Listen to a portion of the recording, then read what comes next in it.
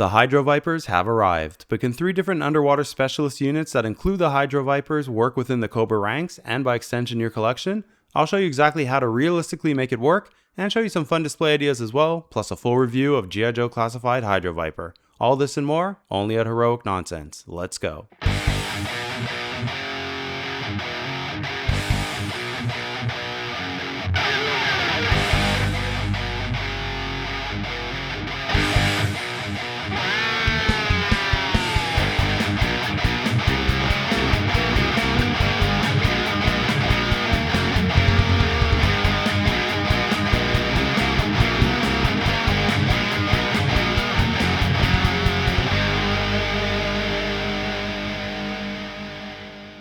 The Cobra Hydro-Vipers. Love them or hate them, they definitely stand out with one of the most unique designs ever produced. The intimidation factor itself is off the charts, and I wouldn't want to come across these guys with their Cthulhu-type demon-looking masks, webbed hands, and cold fish-like disposition in the dark depths of the ocean. As surgically enhanced Cobra Eels who made the cut and were engineered to survive nitrogen narcosis and other effects of deep diving, they truly are the elite of the Cobra underwater troopers. Now that Cobra has 3 specialized units of Cobra divers, some water-based vehicles in the line would definitely go a long way, especially for displays. But even with the lack of vehicular support, I've created some really fun ideas to get the ball rolling that I think you'll enjoy and serve as a perfect prep for the future.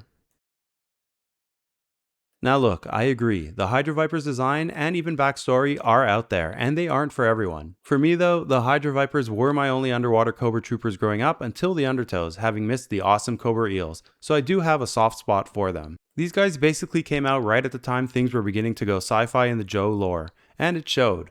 And to be honest, at this point in my collecting career, I'm perfectly fine having these guys as part of our classified underwater Cobra troops. You have to admit, their design in a way makes sense. Not only would they be extremely dangerous underwater, but they look scary as hell too, and striking fear in the hearts of your enemies is key, especially deep in the ocean's darkness. Add in the fact that they're elite deep diving specialists, and you have yourself a very cool concept to base displays off of, and incorporate into your G.I. Joe lore.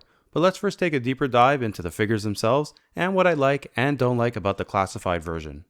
As a figure itself in this scale, the Hydro-Vipers are clearly highly detailed and do look amazingly menacing. I mean, just this image alone portrays how scary seeing these guys in the wild could be. And overall, I really do like their base design with the dark purple wetsuit, reminiscent of the Decepticon colors, and some nice red highlights throughout for the various fins, pouches, and tubes scattered throughout the figure. While I do think the design of the head is really cool with a fairly nice sculpt inspired by the 80s version, I do kinda wish they went for a more, perhaps wider helmet, closer to the original's look. Moreover, the mask is not actually a mask at all, but a swappable head, and I'd much rather have preferred a diving mask version.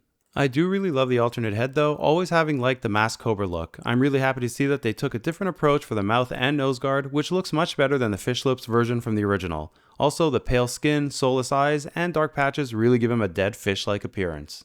The profile of the mask with a fish-like mohawk does actually look quite good, and I guess I could see why they went with a more streamlined version given the body type, especially where there isn't much added armor. Really like the look of the added gear to his legs for his knife and modified spear weapon. Not the biggest fan of the flippers, but again, if you're trying to invoke fear in your enemies, it makes sense.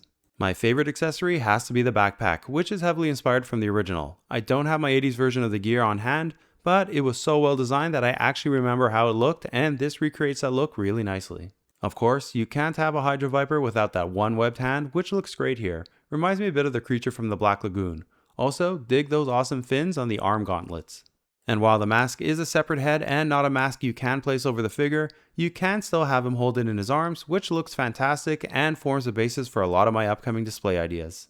As for gear, the Hydro-Viper comes with a standard amount of them. The design of the knife is nice, similar to the original, with those demon flippers being very intricate, which is kinda cool and unique in the end. Plus, you get his stingray pet as well. Just like the original, but with a lot more detail. And while not the most realistic of military pets, I will showcase how you can incorporate them into your builds. Even if you don't use them as a pet, you can use them as general sea life for your underwater displays. While not my absolute favorite of the recent releases, I do really appreciate having these as part of our collection, though the Eels will always be my favorite. I'm always happy to have more versions of Vipers anyway, whatever they may be. Since these are underwater Cobra troops, the first of their kind and the first of the 88 Vipers to be released, there really isn't all that much to compare them to. So I'll use this opportunity to showcase the Hydro-Vipers next to the other Cobra diver units and explain how I see them all working together. In my mind, you have 3 tiers of Cobra divers, the first being the regular red divers, which represent the Cobra version of the Navy SEALs. You can see some great ways to use them in this way in my classified spotlight of the Diver 2-pack that I did not too long ago. The Eels are really Cobra's combat and specialist divers sent to carry out underwater reconnaissance, infiltration, and demolitions meant to operate tactically underwater and around maritime environments, with the Hydro-Vipers being the elite version of the Eels bioengineered to survive longer and deeper in the ocean. Altogether, they form the backbone of the Cobra underwater troops, at least for now. Somehow, I managed to find my original Hydro-Viper, which was surprising because most of our 1/18 scale figures are back home.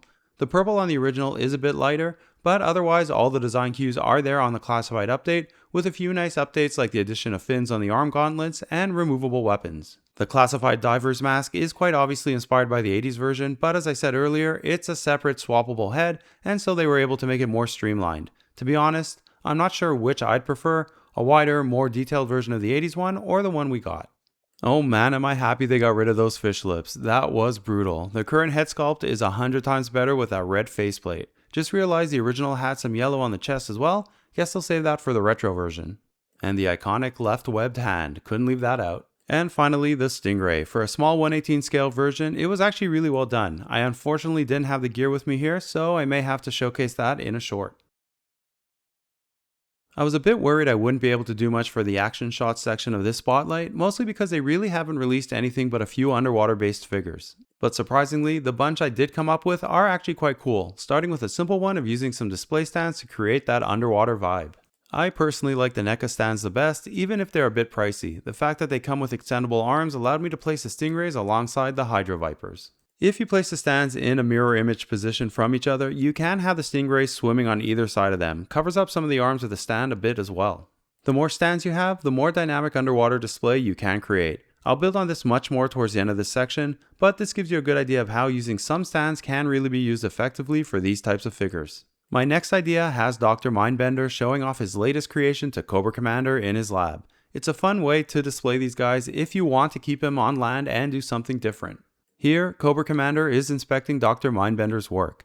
As for background, I grabbed some random classified accessories I had lying around, a few hoses, the crate the ramp rats came with, a bat's head, the extra dragonfly weapons, the cylinders, and some other odds and ends. If you want to take this a step further, this is a great opportunity to incorporate the classified frag vipers as well, given their cyborg-esque background and look.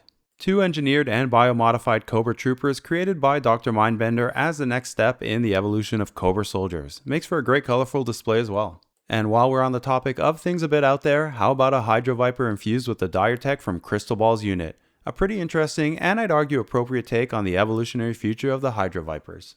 This has to be my favorite display of the bunch, especially since we don't have any boats to go along with the underwater troops yet. I love this idea of the Hiss rolling up to a Cobra outpost near some water, the back hatch opening, and 2 Hydro-Vipers walking out to the shock and disgust of the other troopers. I think visually, this setup looks amazing and works perfectly with the MO of the Hydro-Vipers, about to embark on a top secret underwater mission. Also allows you to display the Vipers without their masks on if you prefer. Taking away all the background imagery, this pose even looks great on its own. Took a bit of work to balance, but it's doable if you don't want to use any of the stands.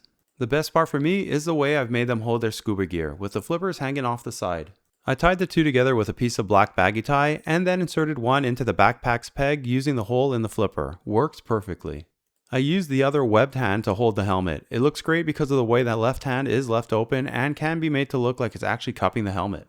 Putting it all back together with whatever background figures and vehicles you have just completes the look so well. I really enjoy setting this one up and can imagine how good it could eventually look with some Cobra boats, either the Cobra Night Landing or the Cobra Moray nearby, or even the Piranhas. If you have any other ideas, let me know in the comments section and I might just showcase it in an upcoming spotlight. I'm not going to create any displays of an underwater battle scene just yet, waiting until we have some more releases under our belt, including Deep 6. Already have some ideas how to make those underwater displays even more dynamic, so you'll just have to wait and see. But for now, as promised, one last underwater display idea using all our Cobra divers, creating somewhat of a more 80s reminiscent type feel. Building off the figures displayed on their stands idea, I took the crate that came with the ramp rats, opened it up, and added in some of those canisters that came with the Diver 2-pack to create this idea of the Cobra divers recovering some sunken top secret Cobra materials. Adding in the red Cobra divers actually investigating the wreckage and the open canisters with the Hydro-Vipers and Eels setting up a perimeter creates some great intrigue and mystery to this build. A great little idea instead of just having the figures floating on stands. Nice straightforward look for the front panel. I think it was the right move to showcase the head on the body and the mask separately. Very cool piece of art of the Hydro-Viper on the side as well. I think they did a nice job here. Reminds me a bit of a Star Wars Jedi character. Can't for the life of me remember his name though. The back is nice, fairly straightforward as well, nothing too flashy. I think they could have made it a bit more exciting, but it generally works as an underwater scene. So that wraps up this week's deep sea adventure with a spotlight on the menacing and demon-like elite Cobra troopers of the sea, the Hydro-Vipers. I'll be off for a bit for some final summer fun with the family, but hoping to have some new classified figures or vehicles in hand when we return, so I can bring you the next exciting episode with some all-new display and build ideas and figures to review. Thanks for watching, and remember, it's all such heroic nonsense in the end. Back 4!